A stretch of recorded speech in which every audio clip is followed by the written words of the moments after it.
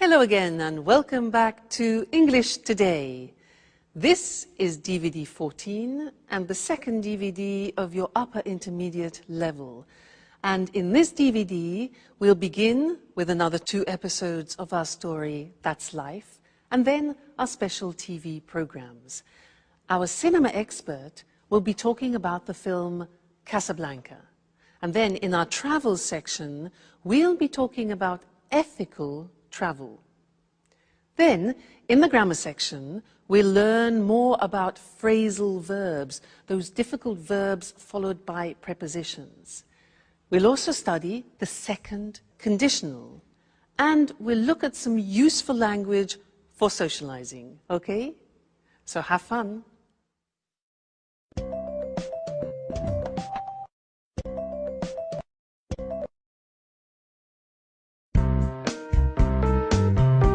Really? Peter was going to punch Jack? That's right.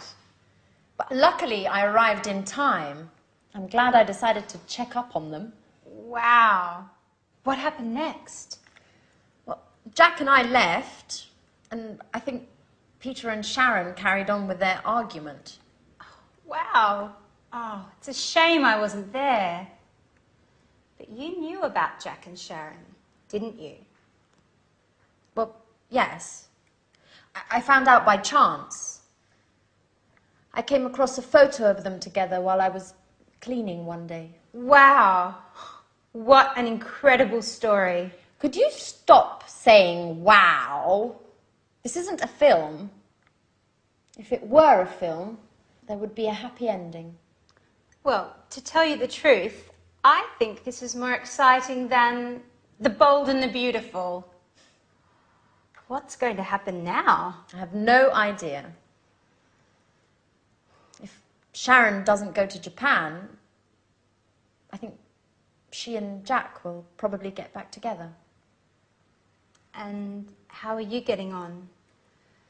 If I were you, I would forget Jack. Oh, don't worry about me. I'll get over him. Good girl. If I were you, I would look after myself. There are other fish in the sea, and you are such a great catch. Thank you, Alice. But to tell you the truth, I'm looking forward to not having a man in my life for a while. Don't say that. I know you're hurt, but what would you do if you met a nice, handsome young man who, by the way, loved cleaning as much as you do? Well, if he loved cleaning as much as I do, I wouldn't let him go. But, you know, men like that are pretty rare. Anyway, getting back to Jack and Sharon, how do you think it will end? Don't worry about that. I'll send you a letter with all the details. And I'm going to miss you, you know. Me too. But I'm happy that you're going to work with your father. Oh, it's great that he wants you to come up with the stories for his films. It's what you really wanted, after all. It's true. It's been such a long time since I got on so well with him. And of course, I can't wait to get on with the new film. I'm so excited about it all. Another star in the family. Miss Dubois conquers Hollywood. Actors and actresses doing their best to impress her. No one can keep up with her. Especially because Mars is in line with Scorpio. And what are you going to do now, Anne? Well, the first thing I'll do is look for a new flatmate so I can carry on living in this apartment. You know how expensive it is. If I had the money, I would live here on my own. But you're not alone. There's Jack. And how long do you think he'll stay here? As soon as Peter leaves, he'll only be looking after Sharon and her apartment.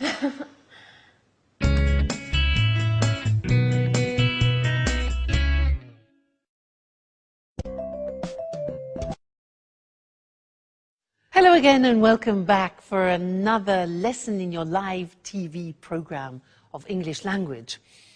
I want to look more closely at the dialogue that they just had because they are using some very interesting verbs called phrasal verbs. Now, a phrasal verb, let me give you an example. I'm glad I decided to check up on them. Now, this is a verb with some prepositions. What happens is the verb itself changes its meaning, and it's actually sometimes very difficult to guess what it means. So, when a verb has a preposition, or even two prepositions after it, and it changes its meaning, its original meaning, we call it in English a phrasal verb. So what I want to do with you now is to use the board and also the examples that there were in the dialogue, and we'll see that there are two groups. In fact, the screen will be divided into two groups. One will be two-word phrasal verbs, and the other is three-word phrasal verbs. Let me explain a little bit better. For example, Anne said, the example before, I'm glad I decided to check up on them. You see that? To check up on them. Check with two prepositions. Now, this verb, to check up on them, means to look at something more closely, to examine something more in depth. All right, so that is the new meaning. Anne then said, I think Peter and Sharon carried on with their argument. Now, carry usually means this, you pick something up and you carry it. If you add prepositions, so the example here is to carry on, it changes meaning, and carry on here means to continue. So, I think Peter and Sharon carried on with their argument means to continue their argument. All right? So, let's carry on. Then Anne said, I found out by chance. Found out, that becomes the meaning of discover. I discovered something. Okay, so find out. Next one. She said, I came across a photo. Now, came across. Very difficult to understand what that means. Because in this context, to come across, it means to find something or to find someone by chance. She says, I came across a photo of them together while I was cleaning one day. Okay, you see, they're not easy, quite complicated. Anne then said, I think she and Jack will get back together. So, look at that. That is a three-word phrasal verb. There are two prepositions, to get back together, and that means to become a couple again. Okay, to reconcile, get back together. Then Anne said, oh, don't worry, I'll get over him. Interesting, impossible to guess the meaning. Get over means to forget about. I'll get over him means I'll forget him, all right? Alice says, if I were you, I would look after myself. Look at that one. Look after, again, difficult to imagine. It means to take care of. Take care of yourself. So, if I were you, I would look after myself. Good. Next one, there are two more. It's been a long time since I got on so well. Now, to get on with means to have smooth relations with a person. It means that the relationship is going well without problems. To get on with. And the last one. Anne says, I'm looking forward to not having a man in my life. Again, look at that. To look forward to. Again, very interesting. This has two prepositions, look forward to, and it means that you think of an event in the future with pleasure. I could say to you, I look forward to seeing you again in the next lesson. All right, so these are the phrasal verbs, very difficult. People hate them. And they say, well, why don't you use easier verbs in English? Well, they come from Anglo-Saxon, and because we use them very often, I'm afraid you have to get familiar with them. All right? So we'll keep practicing, and I'll see you again. I look forward to seeing you again in the next lesson. Okay? Bye.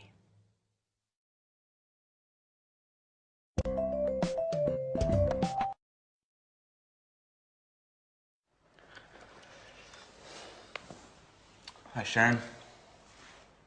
Could I speak to you for a moment? Sure, Peter. I'm listening. You know, I thought a lot about what you told me. Well, I have to admit you're right. I haven't been paying very much attention to you. I won't be angry if you don't want to stay with me. Oh, Peter. Don't worry about me. Just look forward to your musical. It's your big break, isn't it? If you weren't so committed, you wouldn't be the man for the job now, would you? You're a star, right? Yes, I know. It just isn't easy imagining Japan without you. It won't be easy for me either. But I'm sure it's the right decision for both of us. I hope so. If I were rich and famous already, I'd send along my private jet so you could visit me on weekends. Yeah, right. The petrol alone would cost you your fortune. Who cares? I'd be rich.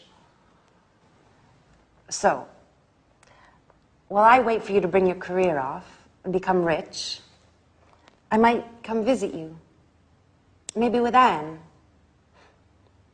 But if you're famous, you'll forget all about me. You'd let it go to your head and wouldn't have time to take care of me. I couldn't keep up with all those beautiful young actresses. How could I forget you, Sharon? By the way, would you mind me taking that beautiful photo of you along to Japan with me? The one hanging in the living room.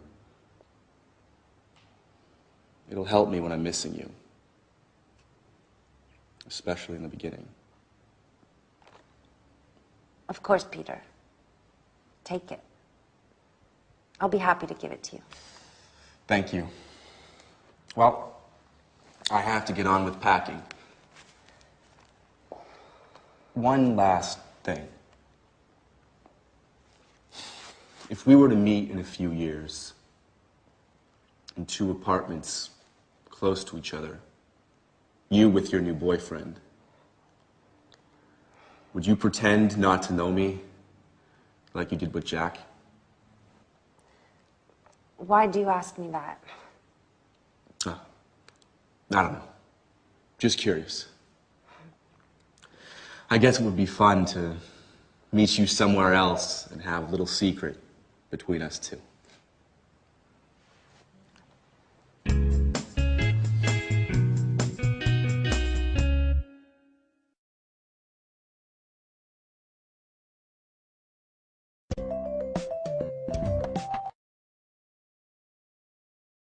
Hello again and welcome back for some more English. Did you hear Peter say to Sharon, if I were rich and famous, I would send along my private jet so she could visit him at weekends? If I were rich and famous, I would send along my private jet. Well, that's a bit improbable, isn't it?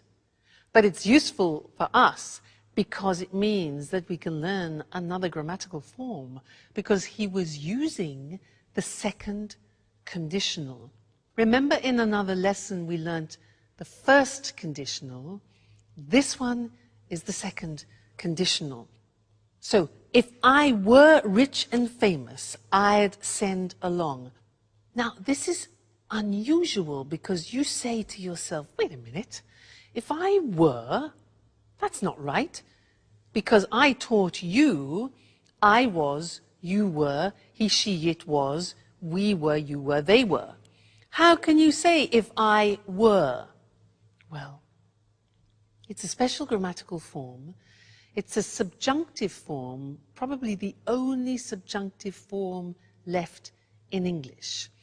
And when you say, if I were you, you're putting yourself in somebody else's shoes. Okay? He says, if I were rich and famous. He uses the verb to be, and this is where the subjunctive comes into play. All right? So, very unusual. You must have probably heard this expression, if I were you. If I were you, I would do this. And I want to give you some examples of that because it's very common in English.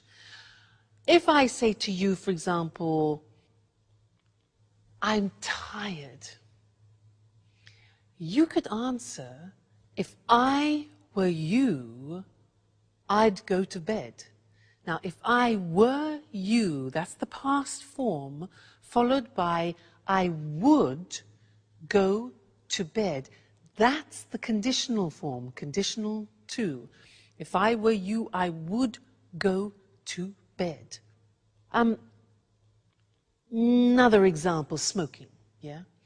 I say, look, I can't stop smoking. I want to stop smoking, but I can't. You could say to me, well, if I were you, I'd go to a hypnotist, for example. One possibility, why not? If I were you, I would. Another example, imagine that I am bitten. Look, Mr. Snake bites me. I've been bitten by a snake. I've been bitten by a snake. You could say to me, well, if I were you, I would suck your blood out. Or, if I were you, I would go immediately to a doctor. So do you see how this works? If I were you, I would. Let's go to the screen now because I want to show you that example and also normal examples of the second conditional. So, we use the second conditional when something is improbable. That's why we use if. Let's look at some normal examples. We have if plus the simple past and then would and the infinitive. So a typical example is, if I won the lottery, win 1-1, I'd buy a house. Yeah. If I won the lottery, I'd buy a house. I would buy a house. It's improbable, but if he didn't smoke, negative, past, negative, he wouldn't need an operation. You see, if plus the simple past in the negative and then would in the negative. If you ate less, you would lose more weight. If you ate less, you'd lose more weight. All right, so those are normal examples of the hypothetical situations of the second conditional. And now let's get back to the example I did with you. If I were rich and famous, remember that? If I were. In the episode it was, if he were rich and famous, he'd send an airplane to Sharon. Okay? If I were you, I would forget Jack. If I were you, I would forget Jack. If I were you, I would continue studying with me and English today, if I were you. All right, so that's the second conditional for you. There are three. We've studied number one, we've studied number two, and later on we'll see number three too. Okay? So, goodbye for now. Bye.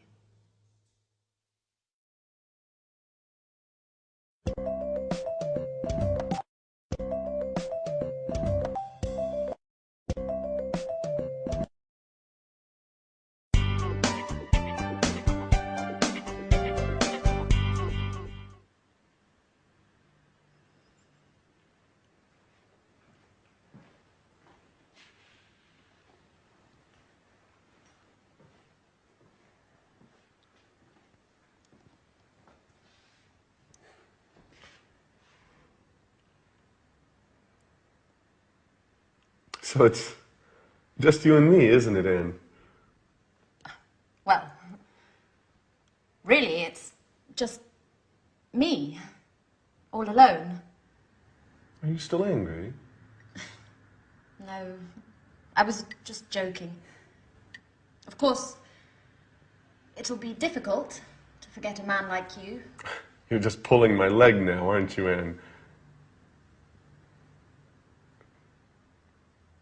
I wanted to say, if it had been a different time in my life, or if there weren't Sharon, maybe we would, or rather, maybe we could. Too many ifs, Jack. Anyway, I'm happy for both you and Sharon. Really. You know, I adore love stories with happy endings. Hey, don't jump to conclusions. Sharon just left Peter. Okay. Let things take their natural course. You know, as Alice would say if she were here. I really miss her craziness. And her jokes. The house just isn't the same without her. That's true. She always had something to say.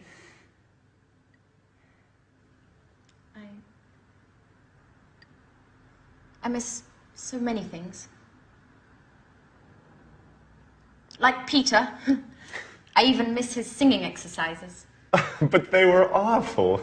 Our poor ears. I know, but I was used to them. By the way, how did things turn out in the end between you two? Pretty well. Well, we had a long talk, and he understood it really wasn't my fault, that it was inevitable. Peter was just too involved with his career to notice Sharon's needs and desires. Let's just say I took advantage of their situation. I'd say so. You've never missed a chance like that in your life, have you?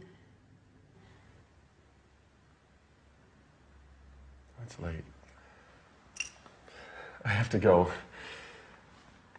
I'm late as usual.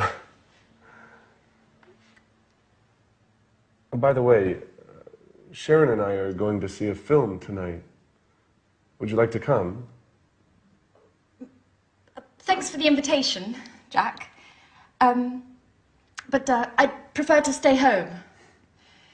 Anyway, a possible new flatmate is coming to take a look at the apartment, and well, his name's Nick. Well, actually, I've got to get things tidied up. That's right. Cleanliness is next to godliness, huh? Don't work too hard, Anne. Perhaps Nick is less tidy than Alice and I put together. Oh, no. I lost the battle with you two, but it's time to put an end to all this chaos. I'll ask him all the right questions, but if I get the feeling he doesn't like cleaning, I won't let him in the door.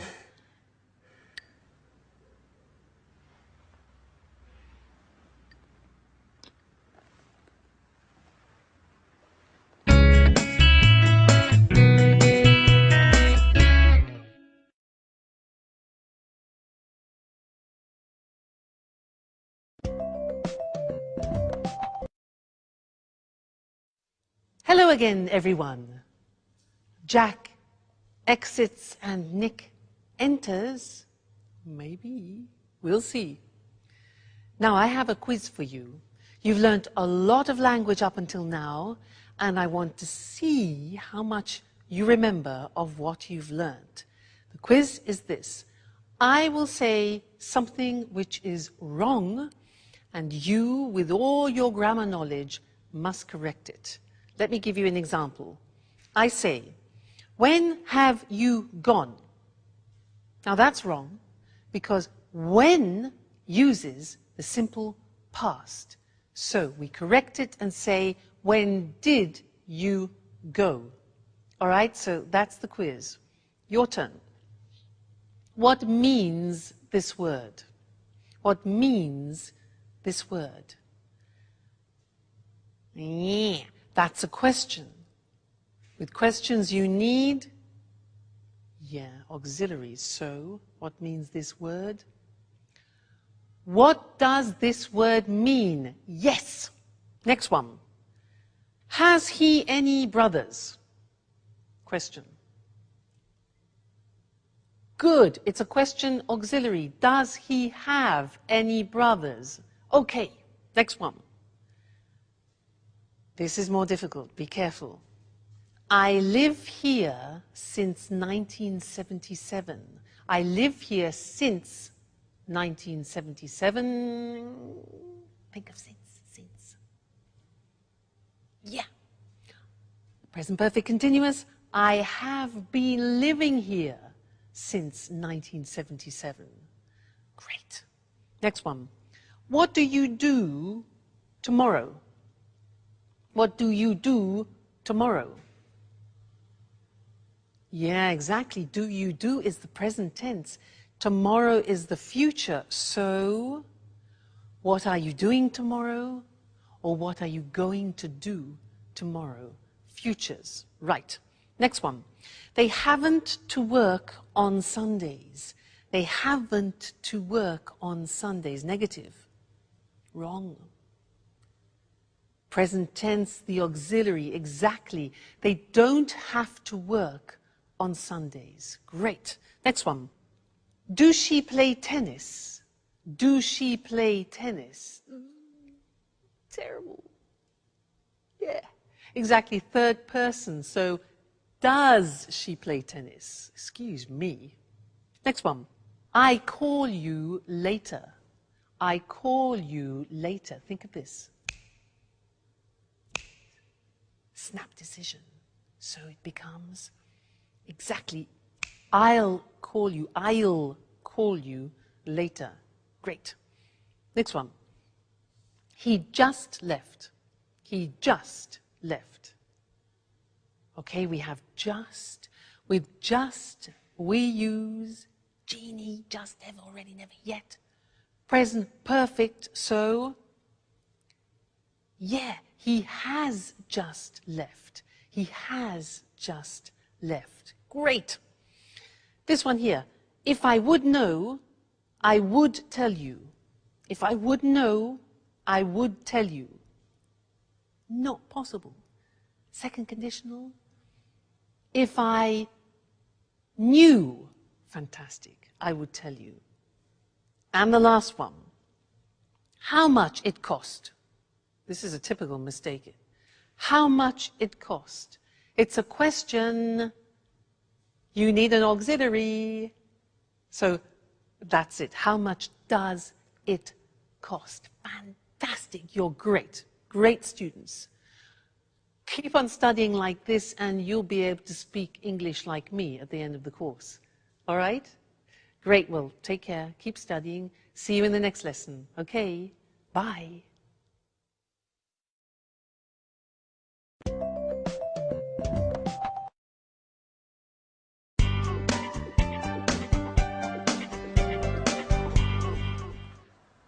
Good evening.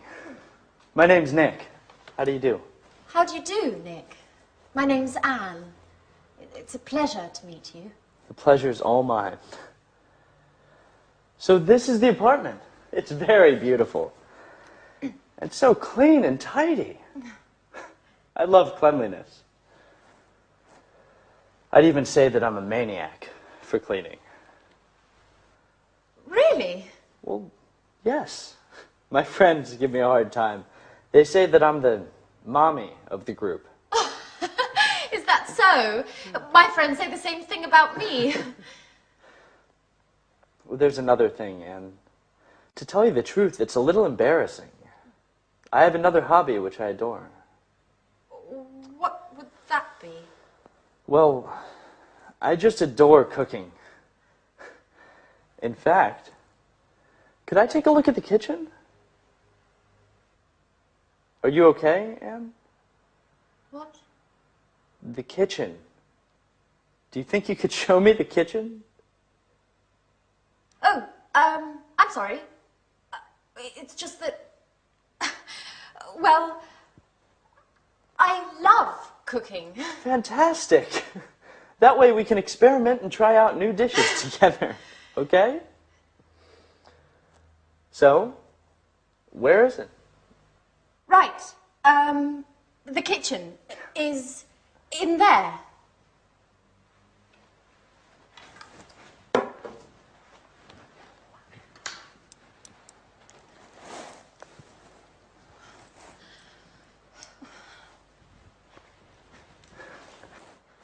Great. Roomy, well lit, and tidy, just as I like it. I've got to confess that the kitchen is key to whether I come to live here or not. Oh, well, Nick, are you pleased? I mean, with the apartment. Oh, yes. It's very lovely. I like it very much. Not only the apartment. Thank you. So, when would you like to move in? Well, if it's all right, I'll move in tonight. I just need some time to get my things. Oh, that's great. Well, I'll cook up some dinner while you get your things, and then you can tell me what you think. I'm sure I'm not as good a cook as you. I'm not so sure. I'll go get my things. I'll try to hurry up, and then I can give you a hand. You know what, Anne? I think we're going to get along well.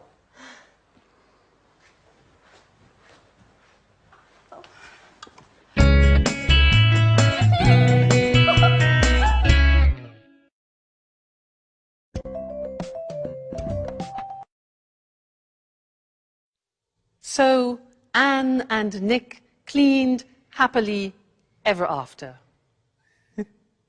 Now, in the last episodes, we have seen lives changing, we've seen people saying goodbye, and I want to look at that language that we use when we say farewell. Farewell in English is a word which means stay well in the future. So let's look at some of the language we can use. We heard, I'm sorry to see you go, and also, I'm going to miss you. I'm going to miss you. Hope to see you again soon is something we very often use. Hope to see you again soon, okay? Call me from time to time. Call me from time to time is a nice one. Another really nice expression in English is let's keep in touch. Let's keep in touch, all right, so that you continue having a contact with that person. Let's keep in touch. Let me know how you're doing. Let me know how you're doing, okay? Then saying goodbye to people, some examples are all the best. All the best for your new job, for example, to Peter. Good luck with your new job. Another very common expression, good luck with your new job. See you soon. See you soon. Yes, like an imperative there. Take care. That's really very nice. It means look after yourself. Look after yourself or take care. Then safe journey. Now that's when people are leaving by car or by plane or by train. Safe journey. And you're wishing that they have no problems. Then goodbye, or more informally, bye. Cheers, which is something that we use a lot in England, and we also use it when you're drinking with someone. Cheers, also for goodbye. Cheers. And we also use the Italian form ciao. So, bye, cheers, and ciao until our next lesson, where we'll be doing some more English language. Ciao.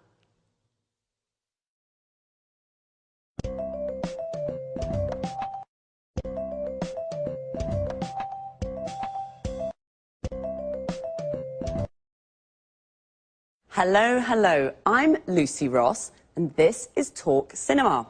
And today, with our cinema expert, Sanjeev Gupta, we pay homage to one of the most popular films of all time, an unforgettable Hollywood masterpiece. I don't think I need say more. I'm sure you all know the film we're going to talk about today, Casablanca. Casablanca. The amazing cast, the fantastic script, and of course the unforgettable story.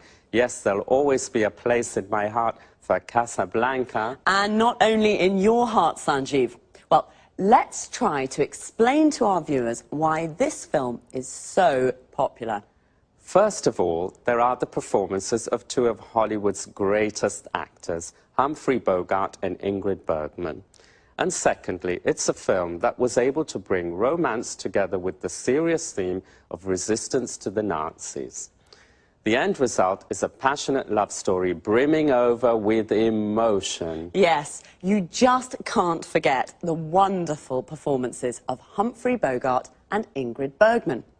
Could you run through the plot for us, Sanjeev, just to jog our viewers' memories? Sure. Casablanca takes us back to a wartime Europe of Nazis and freedom fighters. The film, directed by Michael Curtiz in 1942, focuses on the character of Rick Blaine, a cynical American who has escaped from occupied France to open an upmarket jazz bar in the Moroccan city of Casablanca.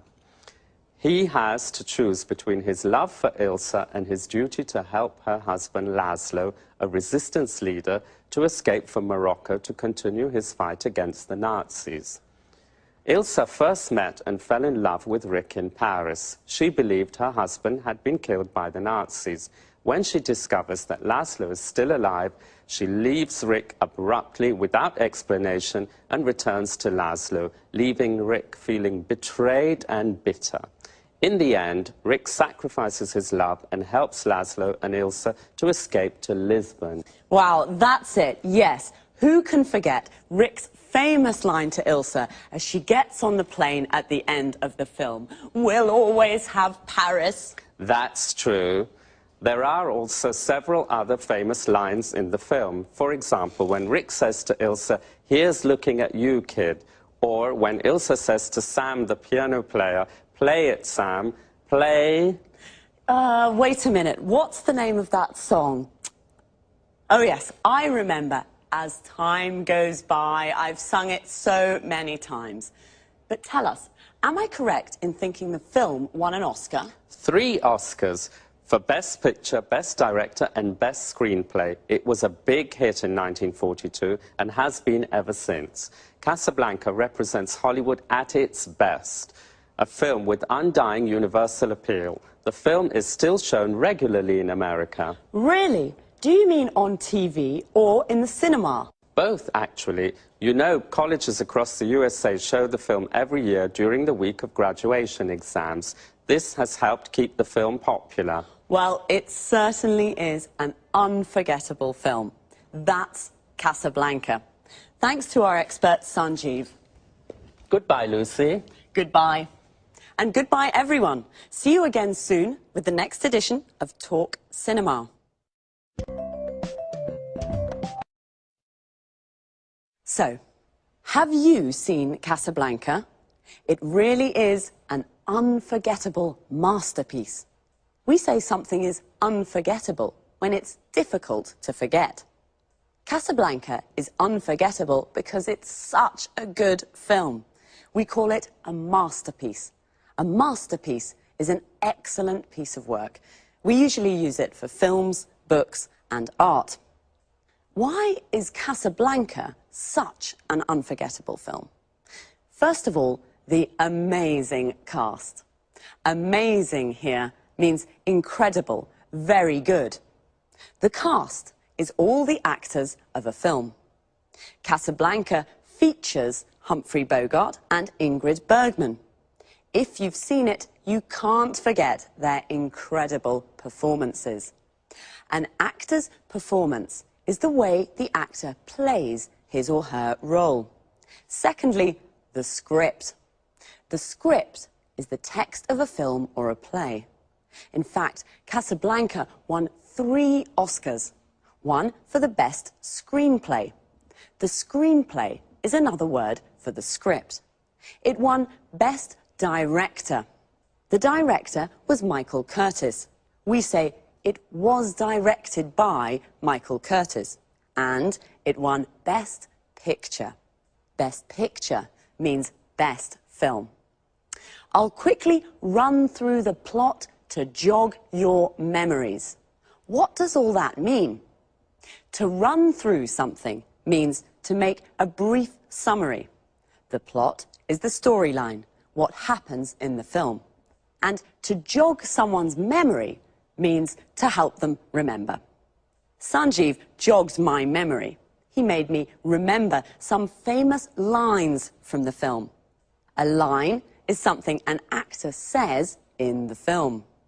One of the most famous lines is, "At the end of the film, we'll always have Paris." Notice how we say, "at the end of something," but "in the end" means finally, after some time. And now it's time for me to say goodbye. So, see you all next time. Bye.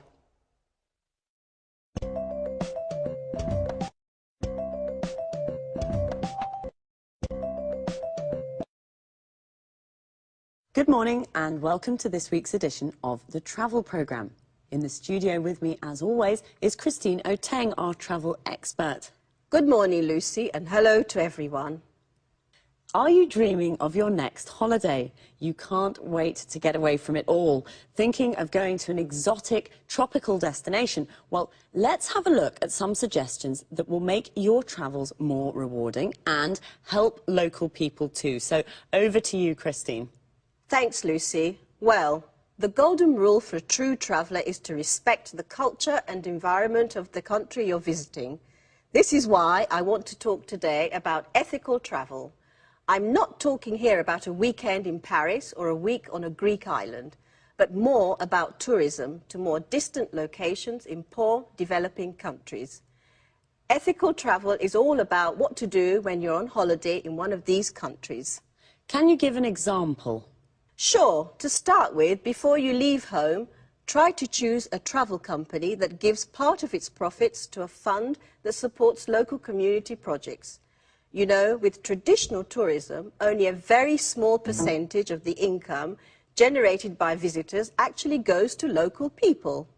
Most of the money that tourists spend goes to multinational companies. Usually, these companies take their profits out of the country and do very little to help local communities and the local environment. You're right. The tourist industry can be a very cutthroat business. So, do you have any other suggestions on how we can travel ethically? Sure. Choose a resort that is built with local materials in the local style, or stay in local family-run hotels. Shop and eat where local people do. Use public transport and try to learn a few words of the language before you leave home. The only way to really get to know a country is to get in touch with local people. So, it can be useful to read up on the place you're going to visit and its culture before you leave home. Of course, tourists usually see the local culture as something colourful and exotic without really understanding it very well. It's important, though, to learn about local traditions and to respect them. Do this and your holiday will be much more rewarding experience. One more thing. Do remember to always ask before taking photos. And what about shopping? Is this against the concept of ethical travel? Absolutely not. Shopping's always fun, but do use your head when shopping. I mean, try to buy souvenirs from local markets and always pay a fair price for goods. Bargaining's fine, but don't beat the locals down too much. One important thing, never buy souvenirs made from endangered species. This is illegal and damages the local ecosystem. Fine. So an ethical traveller is a responsible tourist who knows how to combine the joys of travelling with a respect for the local culture and environment. Any more advice for us, Christine? Yes, just one last thing. Follow these suggestions and your travels will be a lot more rewarding and much more fun. I'm sure they will be. Well, thanks, Christine, for your really useful tips on how to be an ethical traveller. Well, that's all we have time for today, so goodbye, Christine. Goodbye to all travellers, and remember, travel ethically and enjoy your holidays more. See you soon with another edition of the Travel Programme. Goodbye. Well, I can't wait to get away from it all. I can't wait is an expression that means you're looking forward to something. To get away from it all means to have a holiday and leave your daily life behind. Today, Christine gave us some tips on how to be an ethical traveller. A tip is a piece of advice, a suggestion. First of all, what is ethical travel? It's travel that respects the local culture and environment. Local means from a specific place. For example, the local people are the people that live in a place, and the local culture is the culture from that place. The environment is the world that surrounds us, all the social, physical and cultural conditions of a place. Christine gave us a golden rule, a rule that should not be broken. The golden rule for an ethical traveller is, in fact, to respect the local culture and environment. She also suggested choosing a travel company that gives some of its profit to local communities. A community is a group of people living in the same area. A travel company is a company that organises tours to various parts of the world. And you should read up on the place you want to visit. To read up on something means to research and get information about something. The best place to stay is in a family-run hotel. Family-run means it's owned and managed by a family. And when you go shopping in a market, bargaining is okay. To bargain means to decide the price with the seller. If something costs $20, you bargain to pay $15. But don't beat the locals down too much. To beat someone down means to force them to reduce the price of something. That's all for this week. See you again soon.